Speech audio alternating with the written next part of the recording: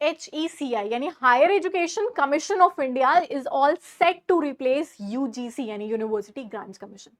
अब ये जो ड्राफ्ट आया है जिसके तहत एनईपी 2020 की पॉलिसी के तहत एचईसीआई एक ऐसी बॉडी है जो एनसीटीए, एआईसीटीई और यूजीसी को रिप्लेस करेगी। तो आखिर यूजीसी नेट जो दिसंबर 2025 का एग्जामिनेशन है, इसके रिप्लेस होने से सिलेबस के अंदर जो चेंजेस हैं वो कैसे आपको देखने को मिलेंगे, क्या चेंजेस देखने को मिलेंगे, मिलेंगे भी या नहीं देखने को मिलेंगे, इन सारी चीजों के ऊपर आज के सेशन के अंदर डिस्कशन करने वाले हैं। नेगेटिव मार्किंग से रिलेटेड या किसी भी चीजों से रिलेटेड जो अपडेट्स हैं। सबसे पहली चीज, जब भी कोई भी बॉडी क्रिएट होती है या कोई भी ऑर्गेनाइजेशन क्रिएट होती है तो उसको क्रिएट होने में एटलीस्ट 2 से 3 महीने जो है वो लगते हैं। उसके बाद में आगे की प्रोसेस जो है वो चालू होती है। अब एनईपी 2022 के अंदर हमने काफी सारे फ्रेमवर्क्स देखे, चाहे वो मल्टी डिसिप्लिनरी कोर्सेज की बात हुई हो, एंट्री एग्जिट पॉइंट्स के मल्टीपल पॉइंट्स की बात हुई हो। तो जैसे एनईपी के अंदर हमने पोस्ट ग्रेजुएशन डिग्रीज के अंदर मल्टी डिसिप्लिनरी सब्जेक्ट्स की बात करी, कोर्सेज की बात करी, तो नेट के अंदर जो अपकमिंग चेंजेस हमें देखने को मिल सकते हैं that would be again related to the changes जो हमारे पास में देखने को मिल रहे हैं फॉर दी अपकमिंग एग्जामिनेशन आपका। अब जैसे हमारे पास में यूजीसी नेट है ना, यूजीसी नेट जो हमारे पास में था, जो हमने कहा कि यार सिलेबस जो है इज सेट टू अपडेट, जो हमारे पास में पहले आई थी गाइडलाइंस कि यार हमारा सिलेबस जो है वो चेंज हो सकता है। तो आखिर जो सिलेबस आपका चेंज हो सकता है उसके अंदर जो आप सिलेबस के अंदर जो आप चेंजेस देखने को आपको मिल सकते हैं, तो ये जो सिलेबस के अंदर चेंजेस होंगे क्या ये दिसंबर 2025 के एग्जामिनेशन के पॉइंट ऑफ व्यू से आपको देखने को मिलेंगे? जो हमारे पास में ये नोटिफिकेशन आई थी लास्ट ईयर की यार जितने भी सब्जेक्ट्स हैं उनके अंदर एनईपी 2020 के हिसाब से हम सिलेबस के अंदर चेंजेस करेंगे, तो डेफिनेटली सिलेबस चेंज होगा।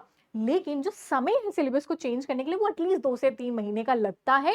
और एटलीस्ट 3 से 4, जब लास्ट टाइम सिलेबस चेंज हुआ था ना तो 4 महीना पहले आपको बताया गया था, 2018 में सिलेबस चेंज हुआ था, तो एटलीस्ट 4 महीने पहले हमें बताया गया था कि भाई सिलेबस चेंज हो गया है। अब अभी की आप बात करो, अभी जब बॉडी क्रिएट नहीं हुई है, जब अपडेशन हुआ नहीं है, तो ऑब्वियसली बात है जब बॉडी नहीं क्रिएट हुई, जब अपडेशन अभी तक हुआ नहीं है, तो दिसंबर के एग्जामिनेशन के लिए तो नहीं अप्लाई हो सकता।